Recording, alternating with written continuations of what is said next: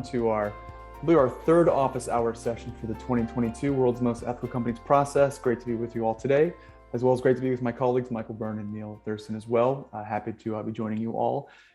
Just a quick recap, we're having these office hour sessions every other week on Wednesdays to really provide an outlet for the community for questions, to hear feedback, and to really be a resource for you all as you make your way through the application process for this year. So as Chelsea did mention, we invite you to submit your questions. We have a few questions we've received since our last office hours meeting that we'll get through as well. But please submit questions through the chat function. You're welcome to do so anonymously, and we'll be happy to address those today as well. So again, thank you for all for attending. And I say we jump right in, gentlemen. So Michael and Neil, I know one question we received since last time was really when looking at the ethics quotient survey, one of the key components of applying for the process, we ask a variety of questions regarding the current state of the program. The question we received is, what is the relevant time period with which we're asking about for the survey, right? So it is the 2022 ethics quotient survey. Are we asking about calendar year 2021, 2020? What specificity or what guidance would you all recommend we share with the community regarding thinking about the time frame when filling out the questionnaire? Neil, let me take the first shot at this, and then if my answer is not clear or complete, please jump in and help me out. This is a really common question. It's a good question. It's a question we are not surprised to get because we have struggled with this. Given the global pandemic, this is much more complicated than it has been in years past. So I will try to make it very simple. Our questions generally ask, what is the normal state of your program? So if it's something that you normally do, but you're not doing it because of COVID, but you normally would do it, that is what we are asking about if it doesn't specify in the question. Many of the questions will specify, in the last 2 years, have you done this? We actually edited some of the questions this year to be a lot more specific about timing. So for example, I think the what topics are you reporting to the board about? We say, in the last 2 years, have you reported on these topics? Instead of, we used to just generally say, which topics do you report on? So for some of the questions, we're very specific about it. Otherwise, please tell us what your program would normally be doing. We give an opportunity at the end of each section to ask, how has that changed because of COVID? If you want to make sure that since this is all about ethics, if you want to make sure that you're being fully transparent and ethical, you could also always write a sentence or two in some kind of summary to say, hey, we answered it this way. Mm-hmm. This is what we think you're saying. So there's not a black and white answer to this, but I think that gives the guidance that we're talking about. And then I guess my last piece of advice would be just do the best you can, right? If it's a question that is asking something where you would need to go and have your last complete year of information to answer it, like what percentage of your employees take the code of conduct training, use whatever information you have that makes sense to use, right? That's my answer. No, that's perfect. Mm-hmm. Great, thank you, Michael. I know a series of questions we received too over the last since our last office hours, as well as through the chat today. So thank you for the participants for sending these in, is regarding documentation submission, and specifically how to go about doing so for the documentation submission. So for this year, similar to last year, what we do is we've partnered with an organization, box.com, for the secure transmission of documents to evidence the current state of your program and to help us get a better sense of what's taking place at the organization. So with respect to getting access to Box, the access will be linked closely to your applicant portal. For those organizations who aren't able to access Box, I know we've had a few situations in the past where Box isn't compliant with certain IT systems at organizations. Reach out to us, let us know. We tend to take those on a one-off basis via email. We'll coordinate with you on what systems are compatible, as well as those that are compatible with us. And we'll make sure that we find a way that doesn't violate your own IT security policies, while at the same time permitting you a way to submit your materials securely as well.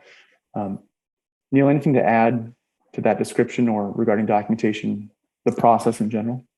Other than that, reach out to us with technical issues you may be having. Again, we're working on the portal in order to allow you to add new users to your Box folder on your own, rather than having to email us around that. But yeah, just keep a clear line of communication, make sure that you're checking in with the documentation guidelines to make sure you know what documentation goes in which folder. And yeah, you should be in good hands there. Mm-hmm. Great. Mm-hmm. Yeah, and there was a question coming in also about application fee and it displaying on the portal. Yes. And be patient with those updates. We're processing those. It takes a few days to process and reflect that in the portal. So that will come shortly. We'll have more updates as time goes on, but that if you've paid and you've received either an invoice or receipt through our payment processes, rest assured that's taken care of. We are keeping accurate records on the back end. We'll have that portal updated soon with more information as well. Neil, do you want to take the question 5.2? I was just about to say that. Yes. So we had a question about question 5.2 in the detection, monitoring, and auditing section, where we asked, oh, go ahead. No, I was going to say I have it up if you want me to read it. Oh, no, I was just going to say it asks how your organization manages reports of perceived misconduct and subsequent investigations. And inside of the question, we are not specific about whether this means ethics and compliance facing or other areas. We do have that broader view. We're not asking, oh, is this just ENC, an ENC tool? We are literally asking, hey, are you using a single enterprise-wide tracking tool or case management system that, tracks these reports and these investigations? Or are you having different functions with their own tracking tools or case management systems? Or in the alternative, do you not have any such systems or tools in place? So no, we're not restricting that simply to ENC. And I would say I would just like to add, that's kind of the point of the question, is how is the company looking at all of the investigations across the company? I believe it's clear in here, but we really are talking about misconduct. Like if this is about internal issues, it's not, I had this question come in. It's not about like, if you are a hospital and you are tracking something that is totally external to your internal operations. Good point. Good point. Absolutely. I think we had another question come in a little bit earlier around one of the ones in the impacts area at 9.7. And we had an applicant ask, what is meant by formal? Because within that question at 9.7, we do tend to use the phrase formal quite a lot. Let me pull this up here so I speak intelligently or semi-intelligently around this one. We start off by asking, hey, how are you engaging with these different stakeholder groups? Really what Ethisphere is trying to get at with a lot of this formal process of stakeholder identification, formal review of feedback, formal action planning, we're simply trying to put the concept out there that we want organizations to start looking at doing a written process, a planned out process, a scheduled process. We at Ethisphere really like it when there's a plan and you put it on paper and you start to really act on that and revise that. A lot of this we are seeing from successful outside plans and frameworks. We see it with internal stakeholder engagement processes that tend to be very robust, is that they're writing a lot of these things out about, hey, how are we looking for our stakeholders? How are we identifying them? How are we talking with them? How are we then planning to re-engage with them and analyze the data that we get back? So that's really what we're asking is, what are these foundations and building blocks that you're putting some rigor behind and putting down on paper and using to get consistent results? Yeah, that's great. And while we're on, go ahead, Michael. Did you have something to add? No, go ahead. I was just going to jump to another question, but it sounds like you have another one. Yeah, I do. We had another question come in about impacts, and since we're on the topic, I figured we'll just jump right to that question. Sure. One came in from an attendee prior to the event on getting clarification on what is meant by health, potential health effects of a plan, project, or policy before it is built or implemented. Can we provide some clarification on that? That's great. I'm actually glad somebody asked about this. This is one of our newer risk assessment questions. At question 9.14, we are starting to ask about different types of impact assessments, such as data privacy impact assessments that you may be familiar with from having to comply with various data privacy laws, such as GDPR. In the wider world of impact assessments, we have so many different types that we now want to start learning a bit more about how people are putting these into place. Human rights impacts assessments, environmental impacts assessments. Regarding this particular response here at health impact assessments are kind of a slightly narrower field. The base definition that we've kind of looked toward is the one from the National Institutes for Health. I believe that's the way they put themselves out. They define a health impact assessment as a structured method for assessing and improving the health consequences of projects and policies in the non-health sector. It's multidisciplinary. You use a range of qualitative and quantitative evidence. You use it to help make those decisions about policies and procedures and things like that. You're looking at potential health impacts of a proposal, and how are you going to use that to really affect the decision-making process? We're not. It may not necessarily apply to every single type of industry. Your industry may not use these at all. If you're in, say, the construction industry or some sort of infrastructure industry where your company is working on major projects that may affect public health, this may be more applicable to you. Just to note, we're not asking about assessments that your company performs as a service solely for the benefit of clients or customers. If you don't perform those same assessments on your own organization, we're looking for these assessments to be inward focused on your organization. So that's the long and short of that one. But yeah, we are trying to figure out risk assessment largely as a theme throughout the EQ this year. Mm-hmm. Yeah, great response, Neil. And while another question came in for impact specifically, and this is related to more how we define specific terms related to the beginning of the section. And the individual asked regarding what do we mean by economic inclusion or financial inclusion in 9.1a, as well as sustainable growth in 9.1b. So starting with 9.1a, can you illuminate a little bit for us or for the group today, Neil, on what economic inclusion or financial inclusion? That is a great one. I usually have this incredibly long response teed up that I know Mike starts to roll his eyes at. Let me see. Maybe we should answer a different one in the background while I get the key points out of that one. Sorry, I'm talking on mute. I'm rolling my eyes and talking on mute. Let me jump in and I'll answer another question that came in. There are a couple, but 2.27, the question is, select the types of interactions the ethics and compliance function has with other functional groups in your company. That's our question. Here's the question for the conversation. Does this include the person with responsibility for oversight or only those involved in implementation? I think it would be either. We're really trying to examine, we're looking for you not to be the police officer in the corner, right? Telling people what they can and cannot do. We're looking to see how how the function is integrated into the rest of the company. So it would be anybody in ethics and compliance, but it would be within their role as ethics and compliance. So we're not really distinguishing between oversight or implementation. If you are in charge of implementation and you go to a marketing meeting to tell them about why the ethics and compliance program should be part of their responses to an RFP, that's exactly what we're looking for. So, and the person who asked that question, please let me know if that does not fully answer the question. Another question 5.17. This is a question we ask about. We look at this as a gating question, is what we call it. It asks generally how you are evaluating the effectiveness of your ethics and compliance program.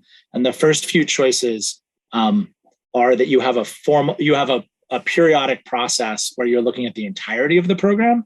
And then there's also a choice. The question just went away.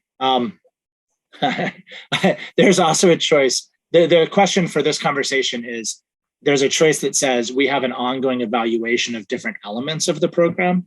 And the question was, if you select that choice, is that going to hurt your score if you also select that you have a evaluation of the entire program? And the answer to that is no. It's a gating question that's going to, we're looking for, we like to see an evaluation of the whole program. But if you're doing that and you're also doing more, then that's additive. Mm-hmm.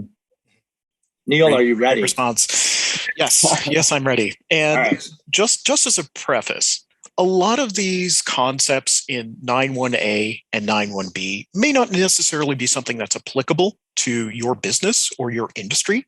And it's okay for an organization not to track all of these. It's perfectly fine. That said, for economic inclusion, the very basic idea here is that consumers should have access to safe, affordable financial products and services. They need to have an opening up of economic opportunities, especially to underserved social groups. And it goes toward a transition towards sustainable market economies. So it tends to be in that sort of financial services sector where you tend to see companies taking on measurement of that, whether or not they're offering services compatible with economic inclusion. The FDIC has gotten into defining this. European Bank for Reconstruction and Development, EBRD, has their own sort of slightly different definition about it. But yeah, the World Bank has a whole report on it. I'm sure we have links to it somewhere. But typically, these also roll up to the Sustainable Development Goals, notably around 1, 2, 3, 5, 8, 9, 10, and 17. So essentially, being able to have economic services available to people who ordinarily would not have access to it. With sustainable growth, this is a bit of a broader concept around how fast and in what ways can a business grow its footprint and its services. Is that growth repeatable? Is it ethical? Is it responsible to and for some current and future communities? It's taking the local communities and the local resources in mind when a business is looking at growth and growth footprint. And that you could define out in any number of different ways. We don't want to be incredibly prescriptive about it. We just simply want to know if that's something that is on your radar when you're considering the risks and opportunities of business development, business growth. And those are the short answers for those two. And I have some in front of me that were sent in before the call. If you guys want, okay. So one of the questions is, during our benchmarking session, certain organizations were mentioned as ones we should be active in. Could panelists give guidance on what they're looking for as a response to the question? So I was involved in this conversation, and I think it's a really good question. This is in the reputation and leadership section. We have several questions where we ask, we have 2 questions, and we're really looking to understand how a company is leading, right, in areas that we care about. So one of the questions is governance, ethics, and compliance. And the other question is more ESG, sustainability. We would call it impact. So environmental, social. So the question is, what organizations are you part of?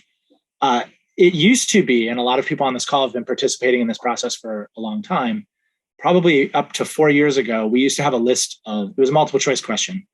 And we had a list of organizations, and then we had an other response. And what we figured out was most of the answers lived in the other response, and companies were taking our multiple choice questions as us recommending that they go and they participate in these organizations. So we didn't really want to be somehow saying, hey, this organization is a really good one, you should go be a part of it. And we understand that by not making a multiple choice question, we no longer have the data. We don't have the multiple choice data, and it becomes more subjective. But here's what we're looking for.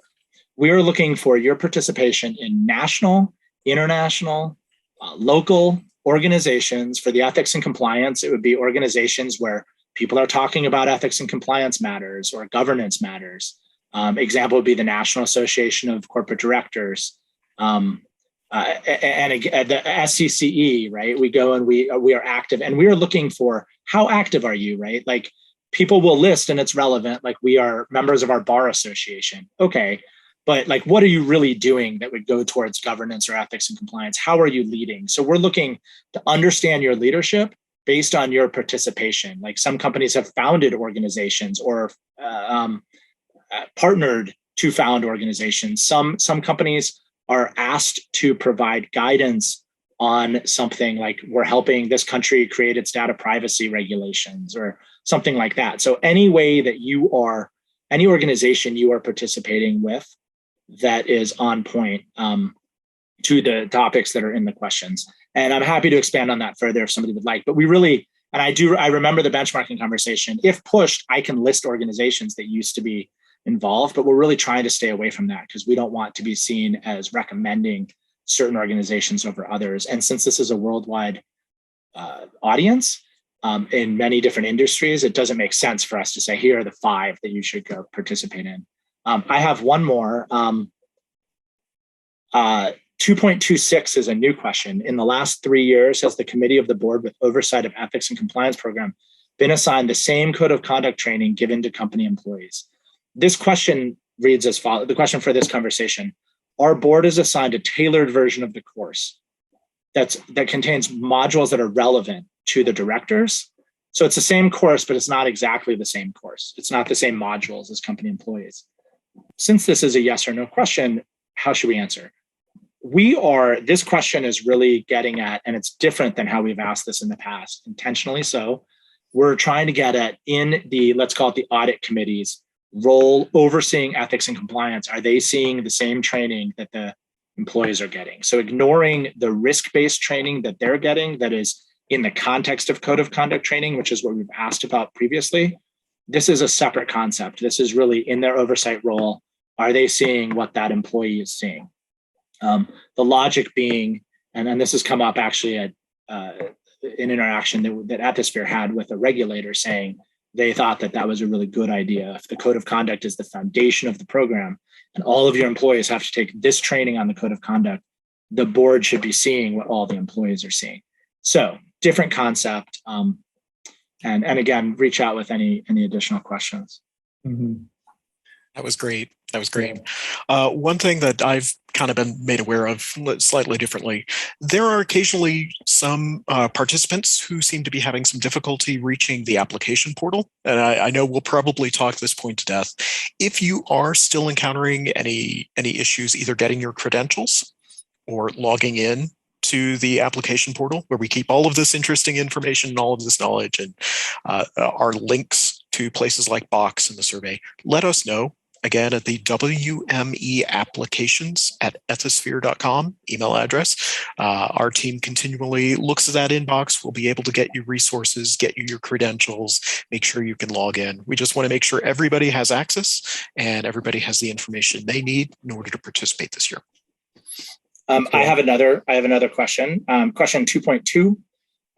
Question 2.2. Yeah, go ahead. I'm sorry. Sorry to interrupt you, Michael, but we had a follow-up question to your response to 2.26 that perhaps we can address first. Sure. The audience asked, if the board reviews and approves the code of conduct training, but does not take the same training, does that qualify for this question? So that's a good question. It is a good question. I should have Neil talk for a little bit while I think about that. I think that we have to defer to you in terms of if they're reviewing and approving the training, so not just the code, then yeah, we are not asking that they are taking the training so that, like on the LMS, so you're tracking it. Really, the intent that we have is, are they seeing the same training? So that's a good question. I mean, and when we change questions, we learn. So thank you. We are not really looking to see that they're trained on the same training. We're looking to see that they see the same training. That's right. And Michael, before we get to your response to question 2.2 that came in, just an administrative note, we have about 4 minutes left on our session today. This is a 30-minute office hours session. So any final questions, please do submit them at this time. And with that, Michael, we can jump to question 2.2, which I know we received a question on as well. Yeah, so question 2.2 is a question that allows us to understand your program better. Mm-hmm. It's, have you separated, here, let me pull it up so I get it exactly. We have it displayed on the screen as well, Michael. Audience. Technology, right? I'm like on my own. Okay, that's much more helpful than me reading it. So 2.2, we're really just trying to understand. We've seen companies separate the concept of kind of culture and ethics from regulatory compliance. This question, I will tell you right now, it's not going to change the score. So you answer it as best you can. The person answering the question has kind of a somewhat unique, it's not that unique, but they're being very specific, right? And I appreciate that. What we're really aiming for is, we've seen companies say, you know what, ethics and culture, And I'll use the DOJ definition, right? The program designed to prevent, detect, and report misconduct or fraud, I think they might say. But that's the ethics and compliance program as we see it. The program that is going to interpret what the antitrust laws require, not so much. So some companies have really drawn a distinction there, and they have two separate programs. We're really just trying to understand so that when we read the answers and we look at the materials, this is just a straightforward question. And we're also curious. We want benchmarking data to be able to say, 20% of companies are looking at this separately, and relatedly, but separately. But please don't get caught up on that. I think if you've separated them, you will know, I think is an easy way to put it as well. Mm-hmm. Yeah, that's a great point, Michael. One question I've received personally over the last few weeks is requests from applicants who engaged with us in prior years, if they can get a copy of their submission from last year, right? So they're filling out the 2022 EQ survey. They'd really love a copy of the 2021 responses they provided to help guide them on the process. And the good news is we have this available for you today. And this is available for you in the resources part of your applicant portal. So for those of you who have had a chance to log in and explore the portal, look for the resources page. You'll find a downloadable copy of your company's EQ submission from last year, ready for access today. So do check that out. Again, if you have access issues for the portal, let us know. If you need a reminder for your credentials, let us know. But otherwise, it's uploaded for you today, and you all have access to it effective immediately. And Doug, I'm going to call on Neil with our limited amount of time left. And this might have been covered last week, but we had an errata. I guess that's an official word. We changed one of the questions to make it a multi-select when in the original Word version, it is a single select question. It will be very clear when you go in to answer it online, and it is actually marked as, hey, this has been changed. And nobody had answered it online when we did this. But Neil, do you want to, I'm sorry to call you out on this, and we could also, but is this worth mentioning? Like specific, well, I've mentioned it specifically. Can you explain the question? I think I need the question number. I'm not sure if it was 6.6. Yes, I believe it was question 6.6 in the enforcement, discipline, and incentive section. The question itself was, in the past year, what actions have your organization taken after assigning root cause or causes to the incidences of misconduct? This was originally, I think this is the one. Yeah, and it's just not designated as a multi-select question. And when you go to answer it online, it is designated as a multi-select question. I just wanted to be really clear about that. Yeah, and that was an unfortunate thing on our part. We have corrected it within the survey and in these documents here, so that should show up. But again, if you notice something in the survey that does not look right, again, let us know at WME Applications. We are constantly looking for improvements to the survey, feedback on the survey, and this was brought to us by an eagle-eyed applicant, and thank you, you as part of the the wider application group for caring so much about this and being willing to tell us, hey, this doesn't look quite right. It's all in the spirit of self-improvement and group improvement. Absolutely. Great point, Neil. And with that, we are unfortunately already out of time for this office hour session. I know we did receive a few questions that came in after the fact. We'll be happy to respond to those during our next session. So stay tuned for that. But again, thank you for everyone's time. Thank you for everyone's questions. As Neil had mentioned previously, we are available as a team at WME Applications at ethisphere.com for any future questions.